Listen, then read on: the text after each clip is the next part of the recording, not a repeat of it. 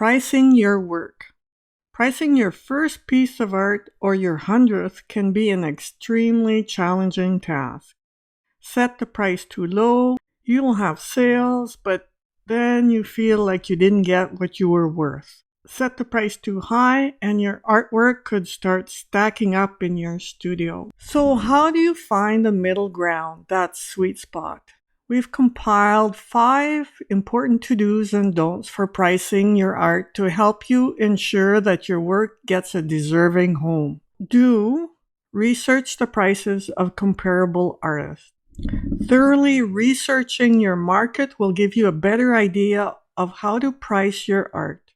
Consider other artists' work that is comparable in style, medium, color, size. Also look at those artists' accomplishments, experience, location, and production rate. Then search online or visit galleries and open studios and see their art in person. Learn what these artists charge and why, as well as what price sells and what doesn't. This information can be an excellent gauge to help you ensure your pricing is in the right ballpark. Don't undersell yourself. Think about a reasonable hourly wage and the cost of materials when pricing your art. This includes framing and shipping if applicable. The U.S. Department of Labor lists the average hourly wage for a fine artist is about $24.58 an hour. Use this to help you estimate. Your price should reflect the money and time you put into creating your art. Keep in mind that if you're a beginner, you might not get that $24 an hour right away. Art Biz Wiz, Corey Huff, of The Abundant Artist, uses this trick. If my prices don't make me feel at least uncomfortable that I'm charging too much, I'm probably undercharging. Charge what you're worth, within reason. Do keep the same price for your studio and galleries. If you're thinking of selling your work from your studio at lower prices than your gallery, think again. Galleries put time and energy into their sales and generally aren't happy to learn you've been selling work for a lot less. Take it from art biz coach Allison Stanfield, they will drop you like a hot frying pan. What's more, other galleries could learn about this and be less inclined to work with you.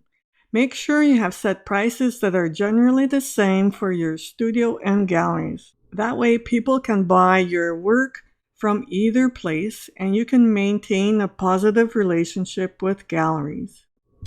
Don't let emotions get in the way. This is tough, we know. With all the time, creative effort, and emotion you invest in your work, it's easy to get attached. Being proud of your work is wonderful.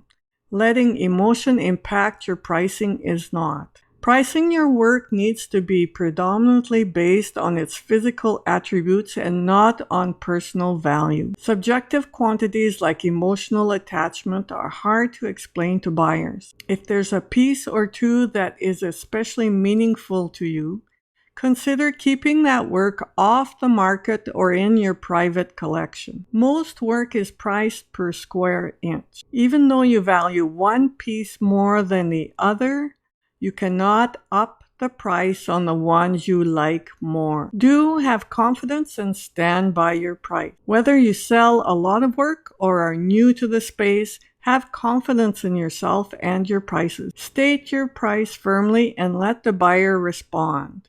And ignore any nagging thoughts about lowering it. When you take the time to properly and realistically price your work, you can stand behind your price. If the buyer wants to go below that, you'll be ready to justify your price. Whether you're a new artist or switching mediums, determining a fair price for your art can pose a challenge.